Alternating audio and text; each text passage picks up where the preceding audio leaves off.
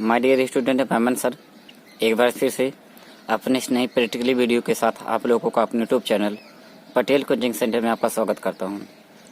देखिए बच्चों, आज मैं आप लोगों को प्रयोग संख्या 5 लिखवाने चल रहा हूं। ठीक है, क्लास 12 के फिजिक्स के प्रैक्टिकल में जो आपका अभी आपको लिखवाया जा रहा है। तो अभी तक 4 प्रैक्टिकल आपके लिखवाए जा चुके हैं, तो आपका प्रयोग संख्या 5 है। ठीक है, तो सबसे पहले जो बच्चे हमारे चैनल पर नए हो, ठीक है, तो चैनल को सब्सक्राइब कर लें, वीडियो को आप लाइक करें, शेयर करें। तो इसमें देखिए सबसे पहले इसका प्रैक्टिकल का नाम क्या है, ऑब्जेक्ट क्या है। तो अभी पहले आप डाल लीजिए प्रयोग संख्या 05, एक्सपेरिमेंट नंबर 05।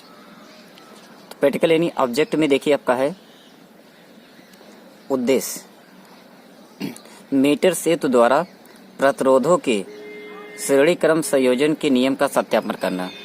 मीटर सेतु द्वारा प्रतिरोधों के श्रेणी क्रम संयोजन के नियम का सत्यापन करना। यानी जो मीटर सेतु जो आपका उपकरण होता है उसके द्वारा अगर हम प्रतिरोधों को श्रेणी क्रम में जोड़ेंगे, ठीक है, तो श्रेणी क्रम के संयोजन के नियम को सत्यापन करना, मतलब कि जो जोड़ा जाता है उसका हमें सत्यापन करना है। ठीक है, मतलब दो प्रतिरोधों के जोड़ने के जैसे 2 विधियां होती है। ठीक है, एक होता है आपका श्रेणी क्रम होता है, एक होता है समांतर क्रम है। तो इसमें हम लोग करेंगे श्रेणी क्रम के संयोजन का नियम का सत्यापन। तो ऑब्जेक्ट आपका हो गया कि मीटर सेतु द्वारा प्रतिरोधों के श्रेणी क्रम संयोजन के नियम का सत्यापन करना। मीटर सेतु द्वारा प्रतिरोधों के श्रेणी क्रम संयोजन के नियम का सत्यापन करना। अब देखिए इस प्रैक्टिकल को करने के लिए हमें किन किन उपकरणों की आवश्यकता होगी।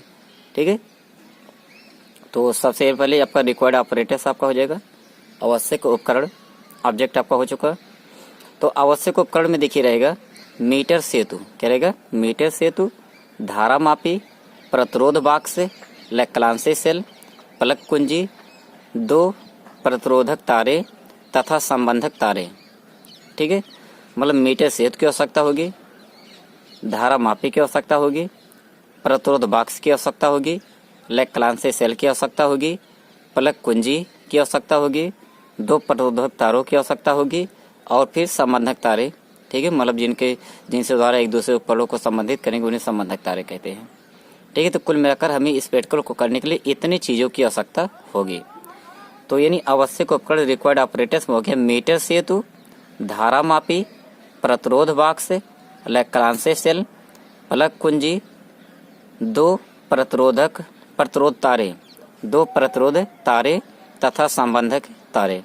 इतना आपको हो गया आवश्यक उपकरण में। किसमें हो गया, आवश्यक उपकरण यानी रिक्वायर्ड ऑपरेटर्स। ठीक है, तो दोनों हेडिंग क्लियर। आपका ऑब्जेक्ट यानी उद्देश्य हो गया मीटर सेतु द्वारा प्रतिरोध के श्रेणी क्रम संयोजन के नियम का सत्यापन करना, ये आपका ऑब्जेक्ट हो गया। फिर आपका आवश्यक उपकरण यानी रिक्वायर्ड ऑपरेटर्स में मीटर सेतु है, धारा मापी, प्रतिरोध बॉक्स, लैक्लांसे सेल, प्लग कुंजी, 2 प्रतिरोध तारे तथा संबंधक तारे। अब इसमें देखिए अगले हेडिंग आप पाएगा प्रिंसिपल यानी सिद्धांत। ठीक है, सिद्धांत पर आते हैं।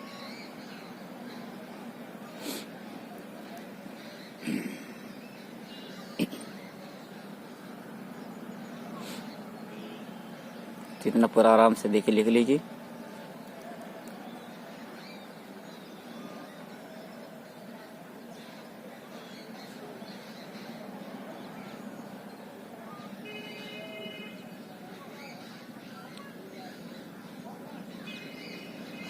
तो सिद्धांत यानी प्रिंसिपल देखिए इसका, यदि 2 प्रतिरोध R1 व R2 श्रेणी क्रम में जुड़े हों तो उनका तुल्य प्रतिरोध है।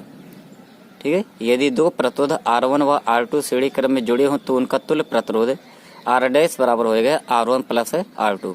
यानी जितने भी प्रतिरोध श्रेणी क्रम में जुड़े रहते हैं उनका परिणामी प्रतिरोध जब होता है कि उसका सूत्र बनता है। ठीक है, डायरेक्ट ऐसे आप यहाँ पर परिणामी R' माना गया है। ठीक है, तो R' बराबर जितने रहेगा 3 है तो R1 plus R2 plus R3, 4 रहेगा तो R1 plus R2 plus R3 plus R4, 5 रहेगा तो R1 plus R2 plus R3 plus R4 plus R5 रहेगा। ठीक है, मतलब सबको क्या करते हैं, सीधा ऐड कर देते हैं। फिर है आपका मीटर सेतु से अज्ञात प्रतिरोध का परिकलन का सूत्र है। तो यहाँ पर होगा R1 या फिर जो भी आप R2 जो भी कहेंगे तो ये बराबर हो जाएगा 100 माइनस L बटे L गुणे R। ठीक है, ये होता है मीटर सेतु द्वारा मीटर सेतु से अज्ञात प्रतिरोध का परिकलन का सूत्र। मीटर सेतु से अज्ञात प्रतिरोध का परिकलन सूत्र। तो R1 बराबर 100 माइनस L बटे L गुणे क्या रहेगा 100। इतना आपका हो गया। ठीक है, मीटर सेतु से अज्ञात प्रतिरोध का परिकलन सूत्र। तो R1 बराबर 100 माइनस L बटे L गुणे 100। ठीक है, तो ये इसका सिद्धांत हो गया। यदि दो प्रतिरोध R1 व R2 श्रेणी क्रम में जुड़े हों तो उनका तुल्य प्रतिरोध R' बराबर R1 प्लस R2। फिर कहेगा मीटर सेतु से अज्ञात प्रतिरोध का परिकलन सूत्र। R1 बराबर 100 माइनस L बटे L गुणे क्या रहेगा 100। अब इसके बाद देखिए, इसमें सरणी आपकी 3 बनानी पड़ेगी। पहला सरणी आपका है तो ऑब्जर्वेशन टेबल देखिए, प्रेक्षण सरणी। तो ऑब्जर्वेशन टेबल, तो यहाँ पर सबसे पहले लिखेंगे प्रतिरोध R1 के लिए सरणी।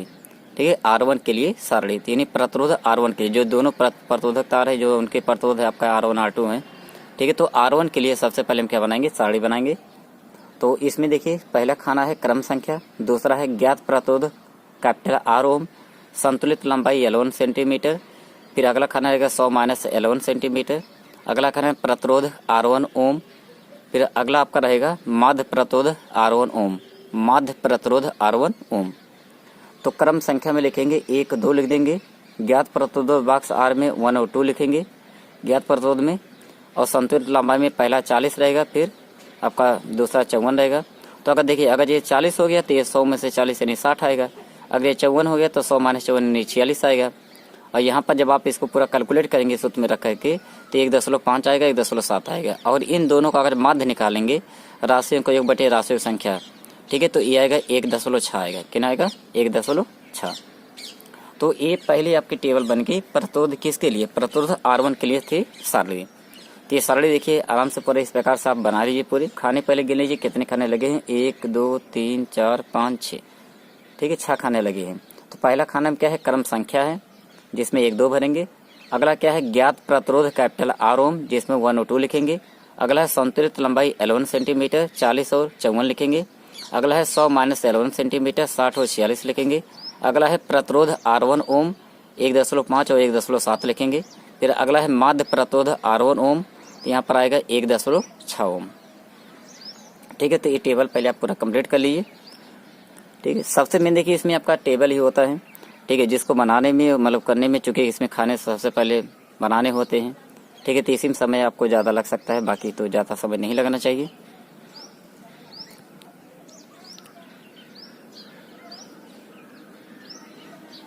तो पूरा एकदम स्पष्ट है चीज़ों को, इसलिए हमने पढ़ भी दिया पूरा क्या क्या लिखा है पूरा। ये हर चीज़ वैल्यू देखिए पूरा स्पष्ट एकदम है, कोई इसमें डाउट नहीं होना चाहिए कि कोई चीज़ क्लियर नहीं है, कोई और दिक्कत है। ठीक है, सब साथ क्लियर है आप लोग को। तो ये तो आपकी पहली सरणी थी ऑब्जर्वेशन में, यानी प्रतिरोध R1 के लिए क्या था, सरणी। अब इसी प्रकार देखिए हम लोग करेंगे प्रतिरोध R2 के लिए। किसके लिए, प्रतिरोध R2 के लिए। तो इतना बना लिए होंगे शायद।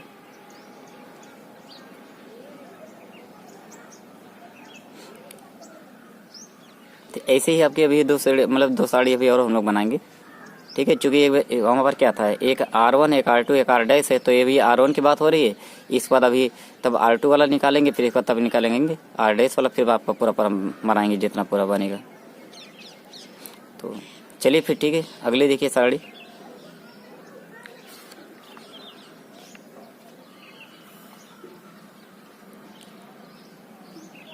देखो आपको एकदम दिख रहा होगा, प्रतिरोध R2 के लिए, प्रतिरोध R2 के लिए खाने देखिए एकदम वही है, क्रम संख्या, ज्ञात प्रतिरोध कैपिटल R ओम, संतुलित लंबाई अब की यहाँ पर L2 सेंटीमीटर, यहाँ पर लिखेंगे 100 माइनस L2 सेंटीमीटर। यहाँ प्रतिरोध R2 ओम, यहाँ माध्य प्रतिरोध R2 ओम। तो क्रम संख्या में 1 और 2 ही भरेंगे, इसमें 1 और 2 भर देंगे। इसमें 50 और 60, अगर ये 50 है तो अगला फिर ये भी 50 से आएगा। अगर ये 60 है तो 100 माइनस 60 यानी 40 आएगा। इसको कैलकुलेट करने पर 1 ओम आएगा, ये 1.33 आएगा। ठीक है, इन दोनों का अगर माध्य निकाला जाएगा तो निकलेगा 1.16 आएगा। कितना आएगा, 1.16। तो जिस प्रकार से हम लोग प्रतिरोध R1 के लिए लिखे थे, उसी प्रकार ये है प्रतिरोध R2 के लिए। ठीक है, पहला खाना क्रम संख्या, दूसरा खाना ज्ञात प्रतिरोध कैपिटल R ओम, तीसरा खाना संतुलित लंबाई L2 सेंटीमीटर, ठीक है। अगला खाना है 100 माइनस L2 सेंटीमीटर। अगला खाना है प्रतिरोध R2 ओम। अगला खाना है माध्य प्रतिरोध R2 ओम। क्रम संख्या में 1 2 भरना है। इसमें देखिए आपका 1 और 2 भरना है, इसमें 50 60 भरना है, तो इसमें 50 40 हो जाएगा। ये 1 आएगा, 1.33 आएगा, माध्य आएगा 1.16। ये हो गया किसके लिए? प्रतिरोध R2 के लिए। अब देखिए अगला नंबर आपका आएगा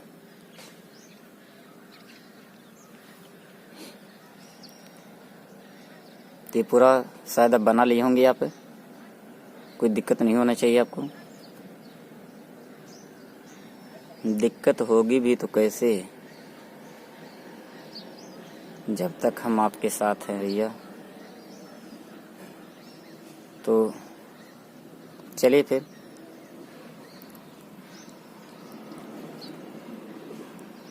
सरली जब आप पहले वाला बनाए होंगे तो एकदम उसमें ठीक है उतने ही खाने एकदम सेम समझो। बस यहाँ पर L2 आपके हो गया था, बाकी कोई भी यहाँ पर R2 हो गया था, बाकी कोई विशेष अंतर तो नहीं, बस रीडिंग में अंतर है कि नहीं? बाकी लगभग सेम ही चीज़ें हैं, कोई उसमें विशेष ज़्यादा नहीं है। अगला देखिए आप पाएगा प्रतिरोध R डैश के लिए। किसके लिए? प्रतिरोध R डैश के लिए। तो एकदम वही सिस्टम है, शाही खाने इसमें भी बनेंगे। पहला क्रम संख्या, दूसरा ज्ञात प्रतिरोध R ओम, तीसरा संतुलित लंबाई आपकी यहाँ पर L सेंटीमीटर, अगला 100 माइनस L सेंटीमीटर, अगला प्रतिरोध R डैश ओम, फिर यहाँ पर माध्य प्रतिरोध R डैश ओम। क्रम संख्या में 1 और 2 ही बनेंगे, ये भी आपका 1 और 2 ही रहेगा। यहाँ देखिए संतुलित लंबाई 26 है और ये आपका 42 है, तो आपकी ये 100 माइनस 26 यानी 74 आएगा, ये 100 माइनस 42 यानी 58 आएगा। इसका निकालेंगे तो 2.84 आएगा, ये आएगा 2.76।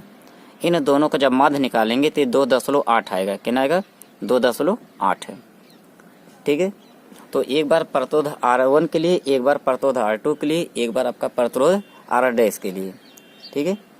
खाने एकदम सेम आपके वही है, रीडिंग में बस थोड़ा सा परिवर्तन है। यहाँ पर उसमें L1 था, फिर L2 था, आपके यहाँ पर L हो गया, तो यहाँ 100 माइनस L हो गया। बाकी यहाँ पर वो एक बार R1 R2 आपके यहाँ पर क्या है? R डैश है, माध्य प्रतिरोध आपका हो गया, ठीक है। तो ये भी सारी पूरा आप कंप्लीट कर लीजिए। तो तीनों साड़ियों को एक में भी मतलब संयुक्त किया जा सकता था, लेकिन हमने आपको अलग अलग बनवाया है जिससे आपको ज़्यादा स्पष्ट हो, ठीक है, हर चीज़ क्लियर होनी हो आपसे।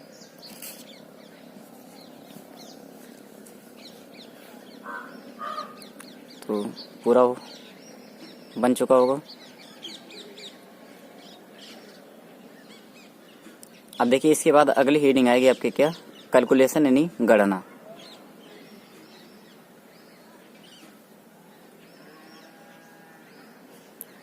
तो गणना में देखिए सबसे पहले प्रतिरोध R1 के लिए हम लिखेंगे, प्रतिरोध R1 के लिए पहली सारणी से, ठीक है। तो यहाँ पर R1 बराबर, ये तो सूत्र है 100 ब्रैकेट में R1 बराबर यहाँ पर R है, सॉरी R1 बराबर R ब्रैकेट में 100 माइनस L1 बटे L1। तो जब प्रथम परीक्षण से आप देखेंगे तो R1 बराबर R का मान 1 है और यहाँ पर L1 का मान 40 था, ठीक है। तो R1 बराबर 1 ब्रैकेट में 100 माइनस 40 बटे 40 है। तो इसको सॉल्व करेंगे 1 100 में से 40 गया 60, 60 बटे 40 आएगा, काटेंगे 0 कैंसिल होगा, तो 6 बटे 4 या 3 बटे 2 बोल सकते हैं, तो काटने पर 1.5 बन जाएगा। तो प्रथम परीक्षण से R1 का मान आएगा 1.5, कितना आएगा? 1.5 है। इतना कंप्लीट करिए पहले।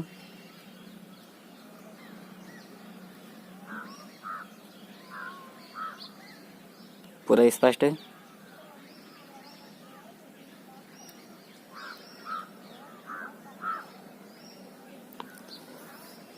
ठीक है। तो प्रतिरोध R1 के लिए तो प्रथम परीक्षण से आपने निकाल लिया R1 का मान कितना गया? 1.5 है। अब इसके बाद देखिए द्वितीय परीक्षण के लिए सादे वाले पृष्ठ पर आएंगे।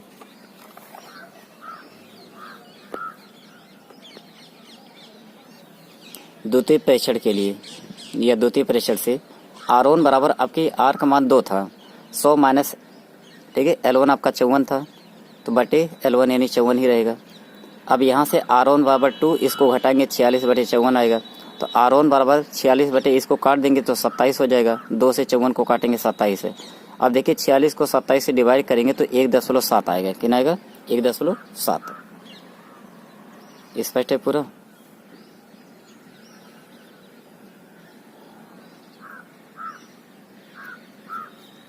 तो ये आपका हो गया। अब इसके बाद इसका आप निकालेंगे माध्य। क्या निकालेंगे? माध्य। तो माध्य क्या होता है? यानी जो पहले परीक्षण से आया था, द्वितीय परीक्षण से आया, दोनों को जोड़ करके आधा करिए तो 1.5 प्लस 1.7 बटे 2 तो 3.2 बटे 2 तो काटेंगे तो यानी 1.6 ओम। ठीक है, यानी प्रतिरोध R1 का मान कितना आ गया? 1.6 ओम। तो ये प्रतिरोध R1 का मान आपका हो गया। अब इसके बाद यही सेम प्रक्रिया हम लोग किसके करेंगे? प्रतिरोध R2 के लिए। इतना पूरा नोट हो गया होगा।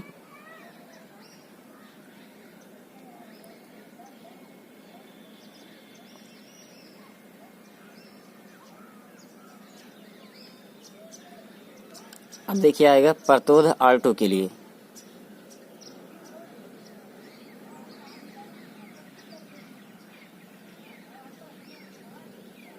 तो प्रतिरोध R2 के लिए प्रथम परीक्षण से R2 बराबर यहाँ पर R 100 माइनस L2 बटे L2 होता है। तो यहाँ R का मान 1 था, 100 माइनस L2 यानी 50 बटे 50 है। इसको देखिए 1 50 में 50 100 में से 50 घटाएंगे तो 50 आएगा, बटे 50 से कैंसिल होगा तो R2 का मान कितना आ जाएगा? 1। तो यानी प्रथम परीक्षण से R2 का मान कितना आ गया? 1। अगर द्वितीय परीक्षण से रखेंगे R2 बराबर R का मान आपके 2 है, 100 माइनस L2 आपका 60 है बटे 60 है। तो यहाँ आपका 2 ब्रैकेट में 100 में से 60 गया 40 आ गया बटे 60 है। तो यहाँ 0 0 कैंसिल कर दो, 4 दूनी 8 बटे 6, 8 बटे 6। अब इसको 2 से काटेंगे 4 बटा 3। अब जब इसको आप डिवाइड करेंगे तो 1.33 आएगा। अब यहाँ से यानी R2 का मान 1.33 आ गया। पहले देखिए R2 का मान 1 ओम है, आपकी R2 का मान 1.33 है। अब हम क्या करेंगे? इन दोनों का माध्य निकालेंगे। इसका क्या निकालेंगे? माध्य। तो माध्य हो जाएगा R2 बराबर 1 प्लस 1.33/2 तो 2.33/2 आएगा। इसको डिवाइड करेंगे तो 1.165 है, यानी इसको लिख सकते हैं 1.16 अगर सिर्फ 2 अंक तक लिया जाए इसको। ठीक है, तो 1.16 यानी R2 का मान देखिए आपका पूरा बन गया। R2 बराबर आ गया 1.16 ओम। ठीक है, तो R2 का मान कितना आ गया? 1.16 ओम। अब हम लोग किसके लिए कैलकुलेशन करेंगे? प्रतिरोध R डैश के लिए। प्रतिरोध R डैश के लिए फिर यही सिंपल प्रक्रिया अपनाई जाएगी। तो R2 वाला पूरा क्लियर।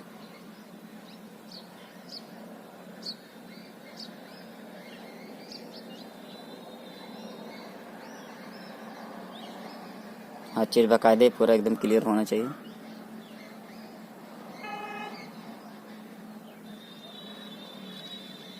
अब इसके बाद देखिए प्रतिरोध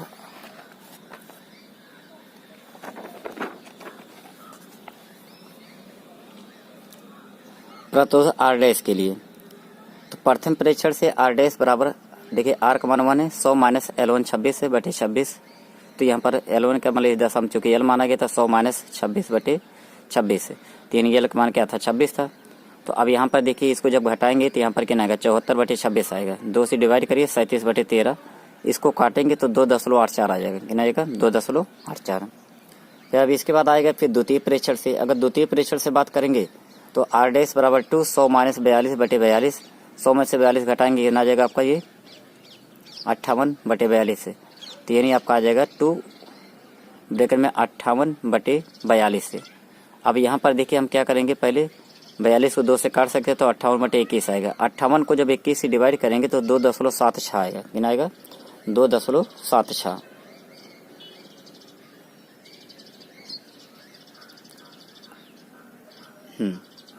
अब इसके बाद इसका माध्य निकालेंगे। तो माध्य देखिए आपको हो जाएगा 2.84 प्लस 2.76। ठीक है, पहला देखिए ना 2.84 आया था, दूसरा 2.76 है। अब यहाँ पर क्या दोनों जोड़ के जब आधा करेंगे तो आएगा 5.60 बटे 2। तो डिवाइड करने पर आ जाएगा R डैश बराबर 2.8 ओम। ठीक है, यानी प्रथम परीक्षण से आया था 2.84, द्वितीय से आया 2.76। जब इनका माध्य निकालेंगे तो 2.8 ओम आ गया। ठीक है, ये प्रतिरोध R डैश का मान हो गया। अब इसके बाद देखिए आएगा कि अगली हेडिंग है कि परिकलन द्वारा अगर देखा जाए तो R डैश बराबर हो जाएगा R1 प्लस R2। अब यहाँ पर क्या है? R1 का मान क्या है? 1.6, R2 का मान 1.16 है। इसको अगर आप कैलकुलेट करेंगे तो r डैश बराबर 2.76 ओम। ठीक है, तो अभी देखिए वैसे ही जब हम लोग प्रयोग करके निकाले हैं तो 2.8 ओम आया है। ठीक है, परिकलन द्वारा कितना है 2.76 ओम आया है। ठीक है, तो अगर हम देखें तो इन दोनों मानों का जैसे कोई विशेष अंतर इसमें नहीं है, क्योंकि अगर आप अंतर इनका निकालते हैं तो 2.8 माइनस 2.76 तो 0.04 ओम आएगा। ठीक है, तो मतलब कि अंतर लगभग ना के बराबर है, नगण्य है। ठीक, मतलब कि चूँकि 0.04 कोई विशेष बड़ा अंतर नहीं है। ठीक, अगर ये अंतर काफ़ी ज़्यादा आया होता तो इसका मतलब है कि जो हमने किया है ये हमारे कहीं ना कहीं हमारे प्रैक्टिकल करने में कहीं कहीं गलती हुई है, लेकिन दोनों मान देखिए लगभग बराबर ही आ रहे हैं। ठीक है, इसका मतलब हमारा प्रैक्टिकल पूर्णतः शुद्ध है, इसमें कोई त्रुटि नहीं है। त्रुटि मतलब है कि लेकिन ना के बराबर समझो मान सकते हैं उसको। ठीक है, तो इतना हो गया। अब इसके बाद देखिए अगली हेडिंग क्या आएगी आपकी, रिजल्ट यानी परिणाम। ठीक है, अगली हेडिंग क्या रहेगा, रिजल्ट।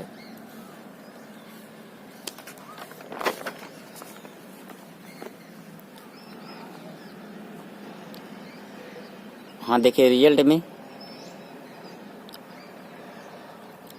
परिणाम प्रयोगात्मक त्रुटि की सीमा के भीतर प्रयोग द्वारा तथा परिकलन द्वारा प्राप्त तुल्य प्रतिरोध लगभग बराबर है, अतः प्रतिरोधों के श्रेणी क्रम संयोजन के नियम का सत्यापन होता है। यहाँ पर क्या है, प्रयोगात्मक त्रुटि की सीमा के भीतर प्रयोग द्वारा तथा परिकलन द्वारा प्राप्त तुल्य प्रतिरोध लगभग क्या है, बराबर है, अतः प्रतिरोधों के श्रेणी क्रम संयोजन के नियम का क्या होता है, इससे सत्यापन होता है। इतना आपको रिजल्ट में लिख देना है। अब सावधानी वाला पॉइंट देखिए, इसमें क्या क्या है आपका है, सावधानी में क्या क्या वर्तना है। ठीक है, तो पहली सावधानी है तार में अधिक देर तक धारा प्रवाहित नहीं करनी चाहिए, क्योंकि तार के गर्म होने से उसका प्रतिरोध क्या होता है, बदल जाता है। क्योंकि जो प्रतिरोध होता है ये ताप पर निर्भर करता है। अगर तार में बहुत ज़्यादा समय तक धारा प्रवाहित करेंगे तो तार गर्म हो जाएगा, जिससे उसका प्रतिरोध क्या होगा, बदल जाएगा। दूसरा है सेल के साथ कुंजी का प्रयोग करना चाहिए, जिससे अनावश्यक धारा प्रवाहित ना हो। मतलब इस सेल के साथ हमें कुंजी जरूर लगाना चाहिए, इससे क्या होती है, अनावश्यक धारा प्रवाहित नहीं होती है। तीसरा है कि जाके को तार पर दबाकर नहीं सरकाना चाहिए, अन्यथा तार का व्यास बदल जाएगा। ठीक है, मतलब जाके को जब तार पर हम लोग सरकाएंगे तो उसको पूरा बहुत ज़्यादा दबाकर नहीं सरकाना चाहिए, नहीं इससे क्या होगा, तार का व्यास जो होता है वो बदल सकता है। चौथा पॉइंट इसमें लास्ट है, प्रतिरोध बॉक्स से इतना प्रतिरोध निकालना चाहिए कि आवेशीय बिंदु तार की लंबाई में, ठीक है, 30 से 70 सेंटीमीटर के बीच प्राप्त हो। मतलब प्रतिरोध बॉक्स से इतना प्रतिरोध निकालना चाहिए कि आवेशीय बिंदु तार की लंबाई में 30 से 70 सेंटीमीटर के बीच क्या हो, प्राप्त हो। ठीक है, मतलब इन्हीं के बीच हमें क्या करता है, मतलब कि जो होता है रखना चाहिए। ठीक है, मतलब प्रतिरोध बॉक्स से इतना प्रतिरोध निकालिए कि जो आवेशीय बिंदु मिले वो तार की लंबाई में 30 से 70 सेंटीमीटर के क्या हो, बीच ही प्राप्त हो। ठीक है, इससे आपका प्रैक्टिकल करने मतलब जो भी आपका आएगा सब कुछ सरल रहेगा, गणना आसानी से हो सकता है, कोई दिक्कत फिर आपका नहीं होगा।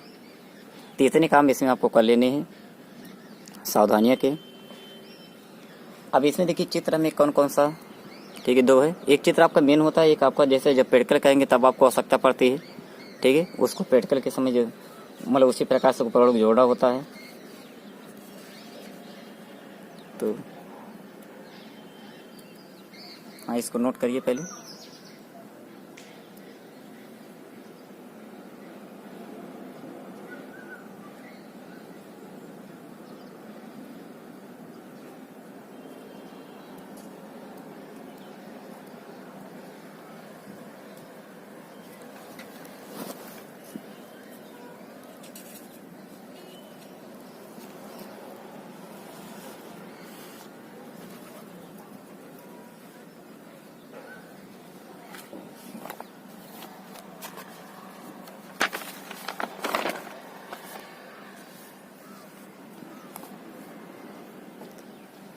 देखिए इसका पहला चित्र है,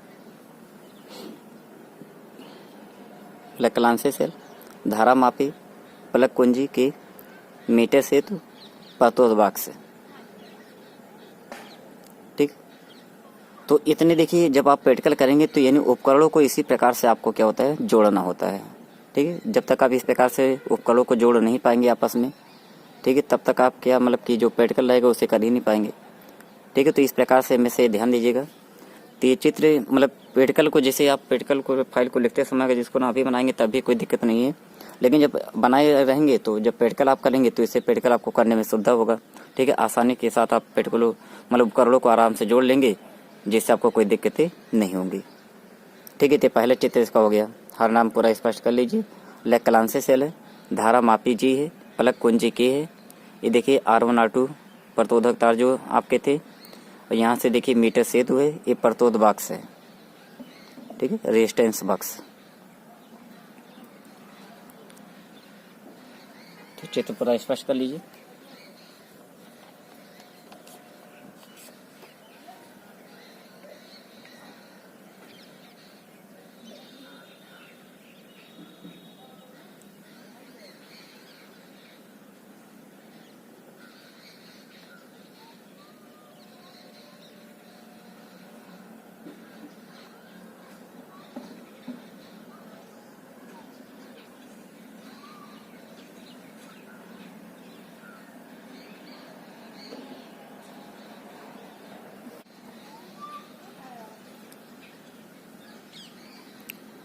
पूरा नाम जिससे आपको स्पष्ट हो जाए, जूम किया जाना।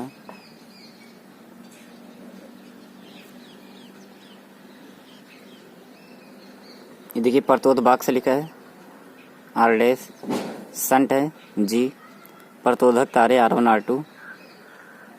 देखिए मीटर पैमाना लगा है, 10 20 30 40 50 60 70 80 90 100, जो कि 1 मीटर का होता ही है। A है, B है, C है, यहाँ P लिखा है, यहाँ Q लिखा गया है। A से लेकर B तक L माना गया है, B से लेकर C तक 100 - L। लेक्लांसे सेल यहाँ पर है, एक है आपका कुंजी के है, ठीक है। तो ये भी चित्र आप देख लीजिए, इस प्रकार से आपको इसको भी बना लेना है।